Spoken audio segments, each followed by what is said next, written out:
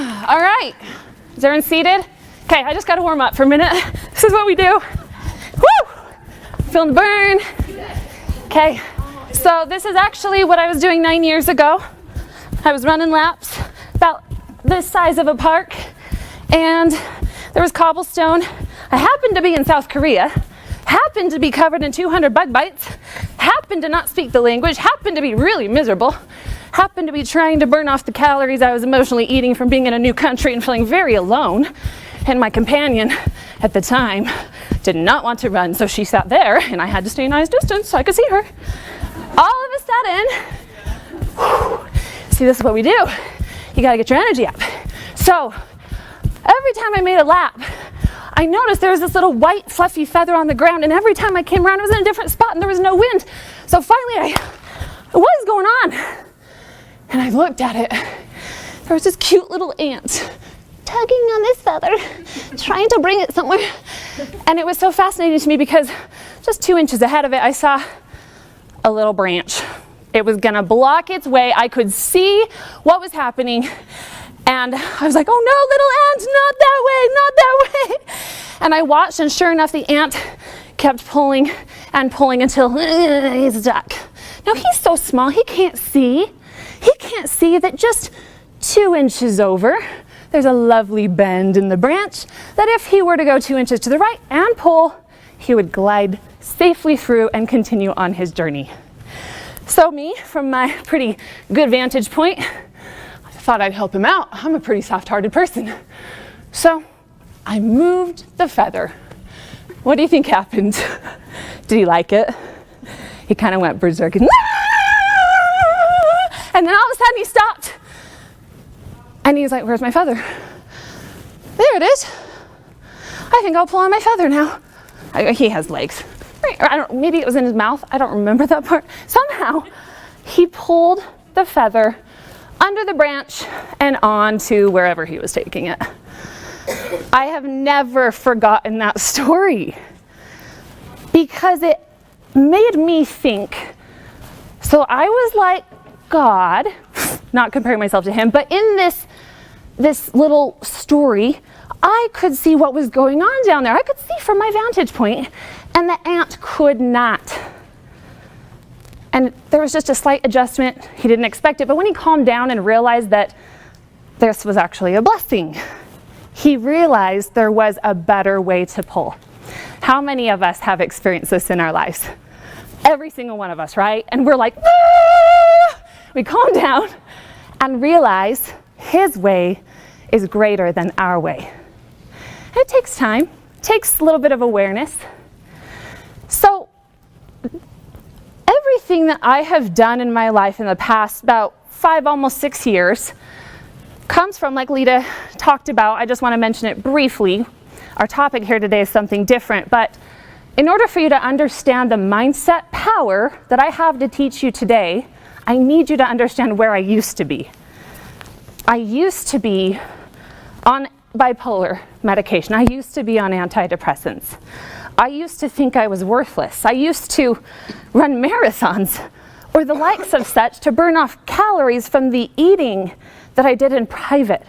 That was so shameful that I didn't know how to cope with what was going on. I didn't know how to be aware. I couldn't even put a name on what I was feeling inside. Now I can label it fatigue, loneliness, feelings of not measuring up. I can put labels on them.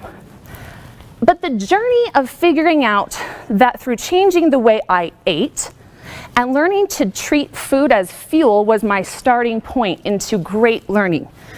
Learning to implement the right types of fitness. This was a journey. It still is a journey. We're all on a journey. No finish line exists in this life, and the sooner we all realize that, the happier we are in that journey. There's points of progress. There's goalposts. There's moments of pause and applaud. And I've loved experiencing those as I go along and change.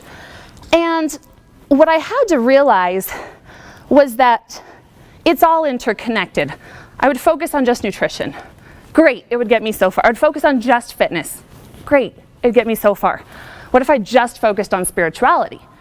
Great, it only got me so far. Same thing with mindset strength.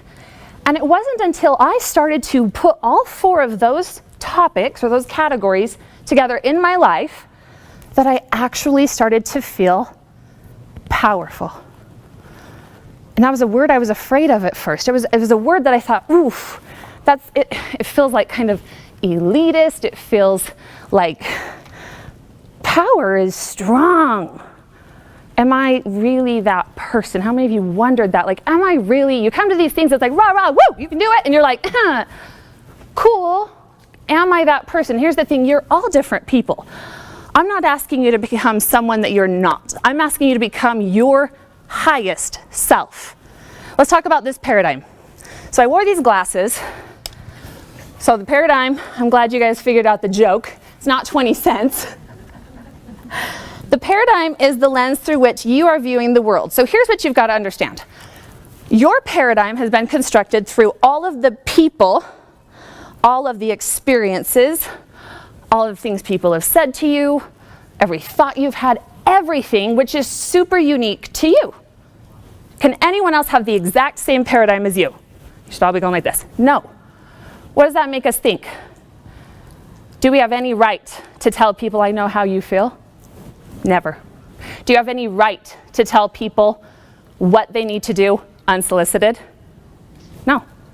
Do we have any right to judge another person's frame of mind through their behavior? Behavior comes from the way we view the world. And if we understand how these paradigms are constructed, we start to all of a sudden bring greater compassion, greater understanding of people in general. And it's a really cool way to shift your thinking and put on a different lens. So here's a few lenses. In all of my years of coaching, I teach dance. I love teenagers. We have a teenager here. Where else are my teenagers?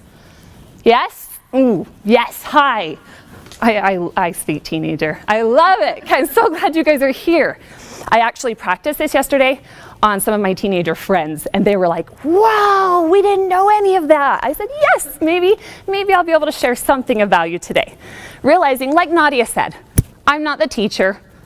Hopefully you can take something and internalize it. I want you to think, what do I need an answer to in my life? Half the time, we come to things like this and we think, oh, I'm just here to learn and here to grow. But the best way to learn is if we have a question we need answered. That happened to me when I was a missionary and decided to stay on my mission. I had a really beautiful experience with Elder Bednar coming to Korea for me. And that's a story for another time, but that changed the complete direction of my life because I decided to stay and not get on that plane when it was hard, when I wanted nothing more than to be done. It was a paradigm shift. We experience paradigm shifts quite often when we allow them to happen. No one can change your frame of mind. No one can change your perspective except for you. So in order to understand perhaps some of the parts of our paradigm as we are sitting in, so I want you, everyone imagine if you could like design your paradigm and what it looked like in the form of sunglasses or funny glasses. Picture, what color would it be? What shape would it be? Would it be big and ostentatious like this? Would it be small and refined? Would it be more like sleek and cool? Would it be, just think, what's you? What's your lens if it could be encompassed in a set of glasses? Okay. We know women are powerful.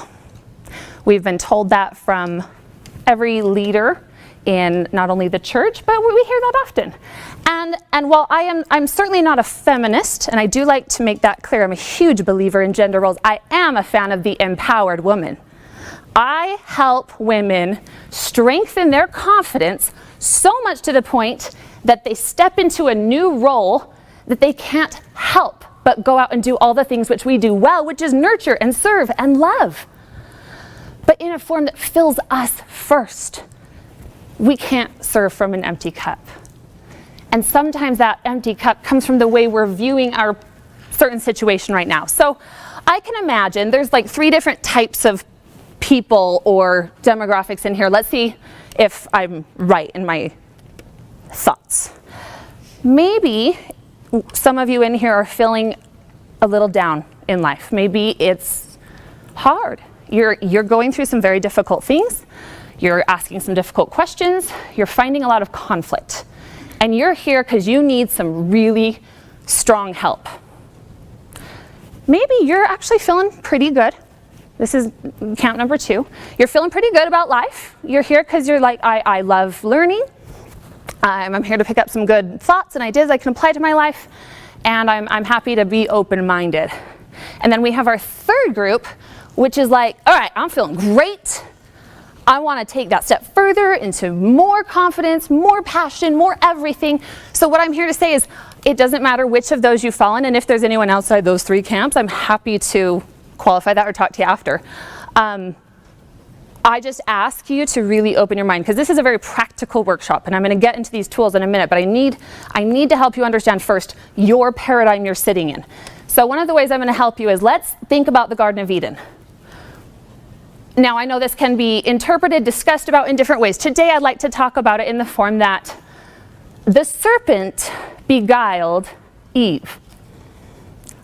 While we do know there was some thoughtful consideration in that decision, there was, when I looked at the word, the straight up word for beguiled, it is enchanted, charmed, deceptive. How many of us living in 2017 and seeing that there is an adversarial force out there, how many of us sometimes fall victim? Probably every single one of us. Are we deceived? Are we enchanted? Are we charmed into perhaps being swayed into some of the mindsets, the ideas, the philosophies of man? Those come from the God of this world, as we're told is Lucifer, Satan, the adversary, the enemy to our soul, who would do anything to stop us from our progress of learning and growing and becoming more like our Father in heaven, who loves us more than anything and wants for us to share in his joy, which comes as we empower ourselves to go and help other people. In that order, love thy neighbor as thyself. So, we know there's things in this world. So, let's just think about this. One of my favorite things to use on a daily basis is called the switch it or ditch it system. The switch it or ditch it system, yes, trademarked in my brain, is amazing. Because when you go through your life and you go through your day, put yourself in your regular everyday life. For me, that's on Skype with clients, that's making videos, Facebook Live, podcasting, running, appointments, teaching dance, working out, all these sorts of things. That's my typical day's appointments all day long. And sometimes you encounter certain situations that shift your energy, or something happens, you interpret something, you make an assumption, you took that personally, you know, maybe didn't hold true to your word. Any of these things happen and overwhelm happens. We just can't feel we're keeping up. As women, our brain works so fast, you just can't keep up with it. And all of a sudden, you're realizing there's resentment inside of you. You're realizing that there's a lack of clarity. You're doing, but where is it going? You're serving, you're busy. Is this anyone? Like, yes, is this you?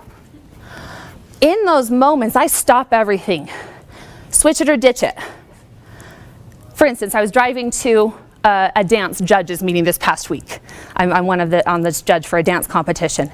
And we were going to have a meeting to discuss the changes for the upcoming season. And it was a 40-minute drive to have lunch, to discuss, to come back. It was 3 hours out of my day. I have a very productive day. And I felt that I was making some complaints on the way down there. And I was like, why do I have to go to this? I'm a huge fan of technology. Why can't they FaceTime me in? And all of a sudden I said, switch it or ditch it.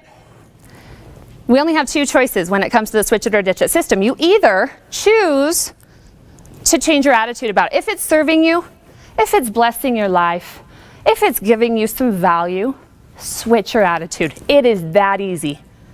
All of a sudden you start to recognize your blessings, and it adds up pretty darn quick.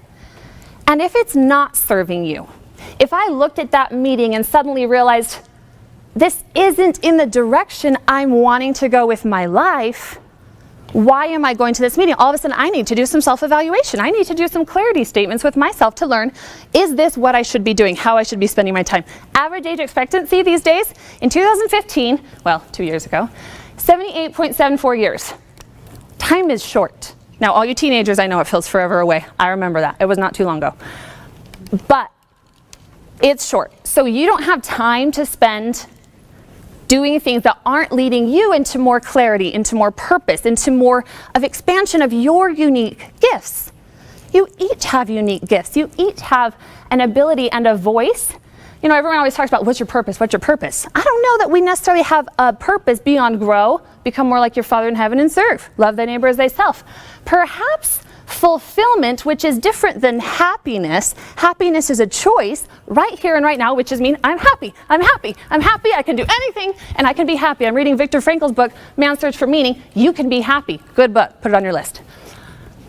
What I mean is we're not chasing happiness. Happiness is right now. However, what perhaps are we in pursuit of? Fulfillment. Use of our individual gifts and our talents, putting them into practice to become more like our Father because we're filling ourselves first and expanding out in our power. So what paradigms are holding us back? Think about this. If you were to use this switch it or ditch it system, think back over the past 3 days. What have you resented? What have you been frustrated with? What has made you angry? What has made you feel insecure? What has made you question every part of yourself?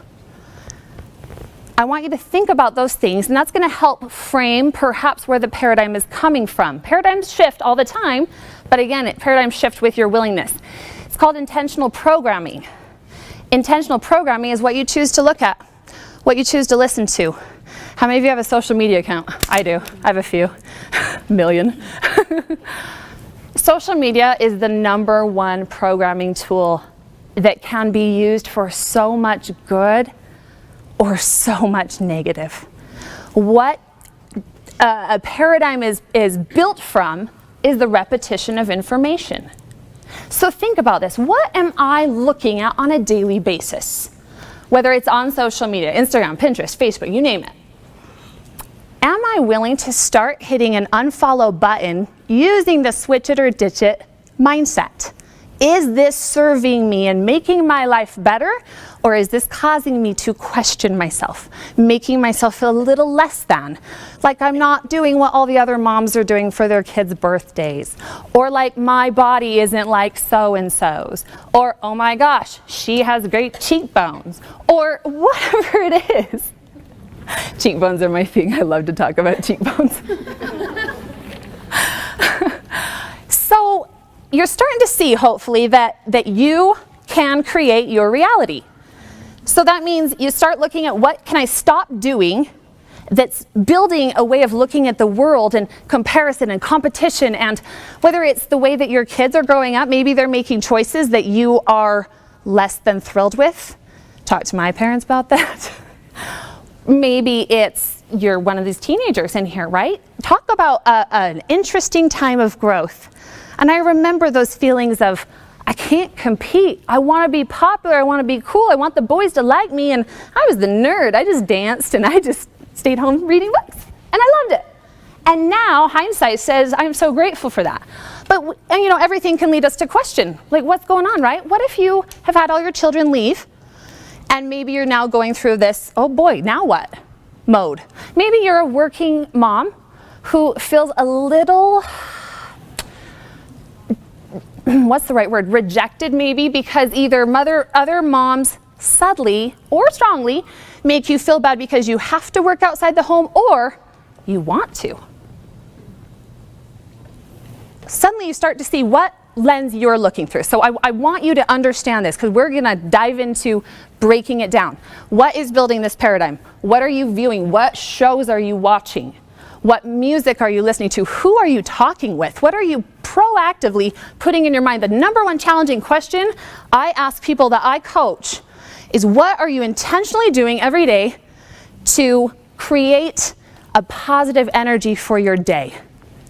They don't even know the answer to the question. And it's not a guess what's in the teacher's head question. It's a what are you doing? Are you doing anything proactively? Nothing happens by default. Our brains are so distracted, and because I'm pretty confident Jody's going to help us in her presentation understand a lot more about why we are the way we are as women and gain some clarity there, that we realize we have to set ourselves up for success. And that's what we're going to get into these tools of how you can set yourself up for success in 5 tools. But before I get there, I want to make sure that I hit the point I wanted to hit before I got to this part. When it comes to talking about the adversary, my family, we talk about the adversary straight up. Because we don't turn our back on the enemy. You never, in warfare, turn your back on the enemy. Makes you an easy target. You want to pretend it's not there? You want to say, we don't talk about that? In my family, at least, we believe that that's really a challenging way to go about putting on your armor. You've got to know what it looks like. What does it sound like in your life? What are those thoughts? Are they you? Perhaps all he needed to do was whisper something and you took that in as your reality and you play the tape. He's done his work. He left. Long time gone. You've done the work now. You play it over and over and over, dragging you down to hell. It's a state of being, because if we are not happy in ourselves, that is his happiness. Do we realize that? He wins. We don't want him to win. I think I don't need to be a referee here. I think we know who we want to win. So I want to share with you these 5 tools. They're very practical. Now here's the thing. I don't want you to take notes, because I have taken the notes in complete detail for you. Just come up at the end, get my card. It's the website right on the back. You just go download the PDF. More complete notes than you can take right now. That's it. If you want to take notes, you still can. But I need you to visualize yourself using these tools, thinking when you're going to do them, and I will walk you through this process. Are you with me? Would you like to learn how to power yourself up every day to be a little bit more confident, a little more assured of where you're going and what you're doing in life? Yeah? Good, good. I use every tool I teach, every single tool. And every day, sometimes I get emotional because they change everything. It's powerful. So let's go through them one by one. Tool number 1 is going to happen right when you wake up. It's called your power alarm. Now, a few things you need to know about waking up. I know most people, I think it's about 75% of people, hit the snooze. So I'm going to try not to flash the camera here. Okay, I'm going to visualize what's going on, okay? You're in your bed. I sleep like a mummy because, I forgot to tell you, I have 48-degree scoliosis. I'm supposed to stand like this. I'm a walking miracle. It's fun to say that because of how I train and treat my body. Topic for another day. But that's I sleep like a mummy because of that, okay? So I'm like this. In most people's world, their phone is right here, right? They look at it, snooze, good night. In my world, dang it, I have to get off of bed like this. Oh boy, okay, we got this. Feet on the ground. Anyone heard of neuro-linguistic programming? NLP? It's where you associate an emotion or a feeling with a particular body movement. So I squeeze my fist 3 times. I learned this at a conference. Everything I have to give credit. Everything I teach you is an assimilation of the years of research, going to seminars, learning from the best people, hiring the best people to coach me so I could become my best self. And I share these freely. I'm not going to give each person their credit. Just know there's amazing people out there, and every person has contributed a piece of that. So is that enough credit? I love people. Okay, that's what we're all here to learn from each other. And I'm sure if we could actually sit in a circle and tell stories, I would learn just as much from you. So thank you for letting me rant for a minute. So my alarm goes out 3 times. I love my life. I love my life. I love my life. In the first 30 minutes of your day, the thoughts that pass through your brain, actually, they pass through the nodes and they're going to create the energy for your day. This is scientifically proven. So if your thoughts start out in a negative way, if they're like, I don't want to do this, I don't want to get up, I don't want to go through my day, that's a problem. So instead, we started out, we proactively, I love my life, I love my life, I love my life. You don't need to believe it at first. I'm not asking you to believe it, I'm asking you to say it. It's called programming, intentional programming. I love my life, I love my life, I love my life. Walk over to my alarm. Oh, it's playing my favorite song that helps me feel energy. Ready, set, let's roll, ready, set, let's ride. How many know that song? No country fans. Okay. So you put your favorite song that makes you feel alive. Don't go, that just starts you out negative. Now, next I look at my phone and I smile because it says, good morning, you gorgeous and powerful woman, let's get to work. You got it. Step number 1, power alarm. Tool number 2 is your power hour. Now I know, I teach people individually, you probably don't have 60 minutes. If you can create 60 minutes, it's wonderful. Or it's 45, or it's 30, or it's 15. Minimum, you need 15 minutes in the morning. Here's how you create your 15 minutes.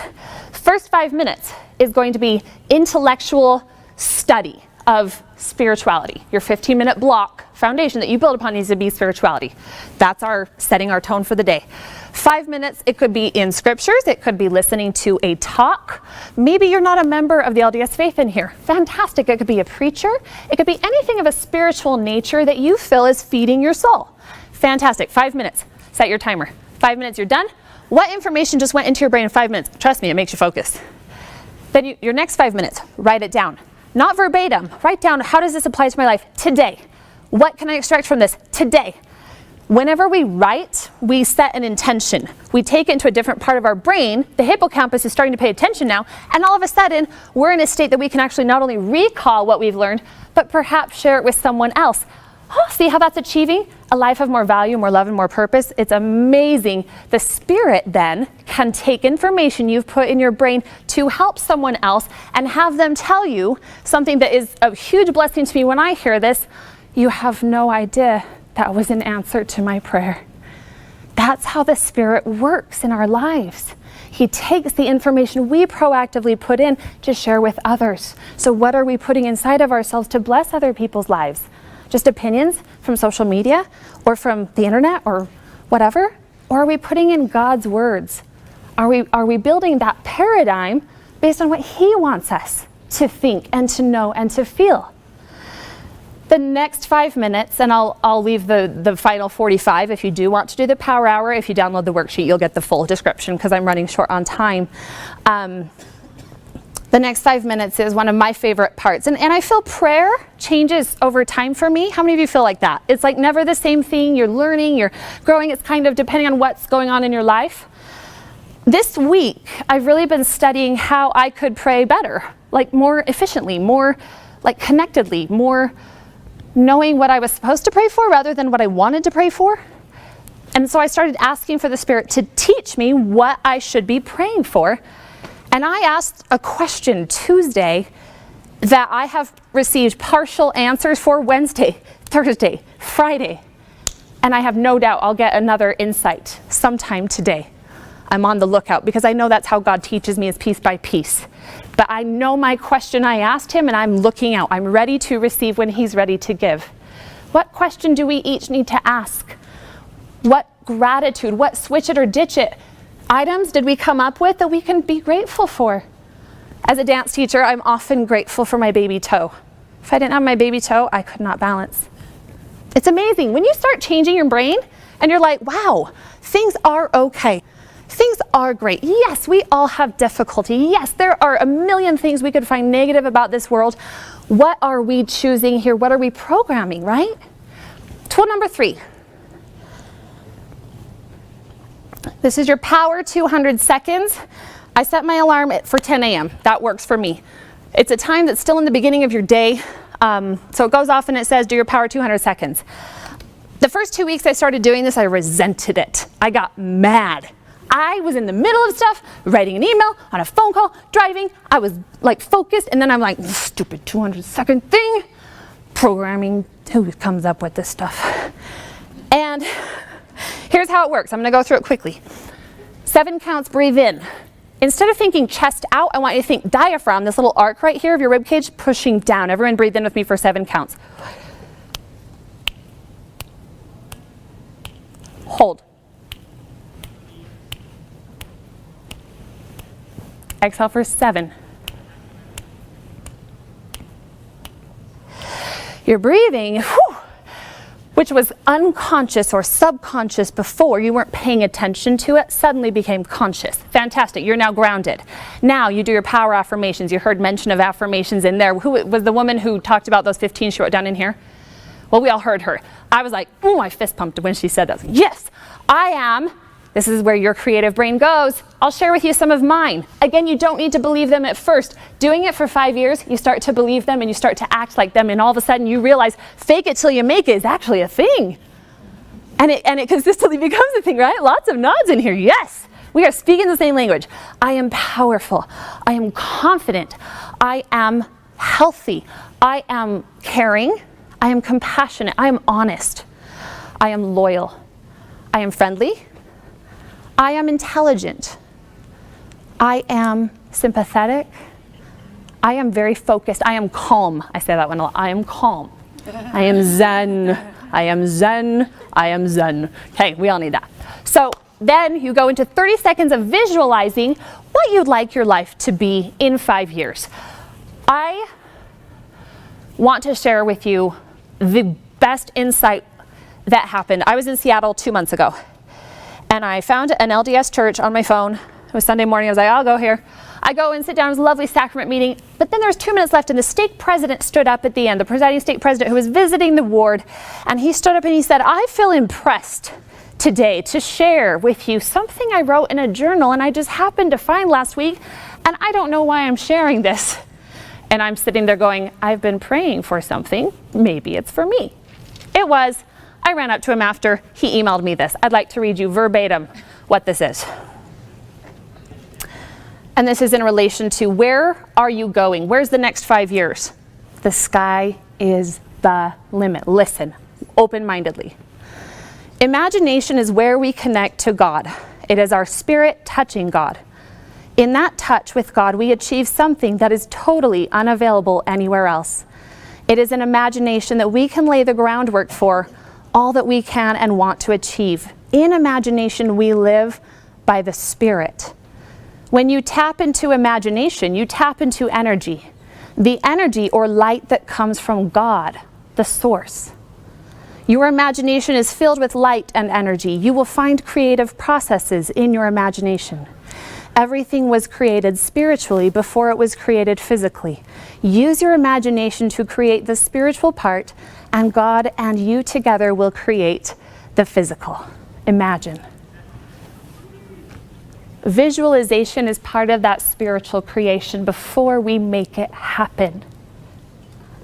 It's quite a unique thing. That spoke to me in an individual way. I hope it spoke to you in an individual way. After you imagine your life in 30 seconds, then the next 30 seconds is picture your day right now, going through your day, all your to-dos, what you have to do, using those power statements that you just said. I am calm. I'm picturing that crazy day being calm through it. It's that visualization process. You bring it back down with your affirmations and you finish with the breath. So it kind of rises and falls. 200 seconds-ish, and you're done. Power tool number 4 is your emotion dump. Another alarm in your phone. I do mine at 2 p.m., the beginning of my down period.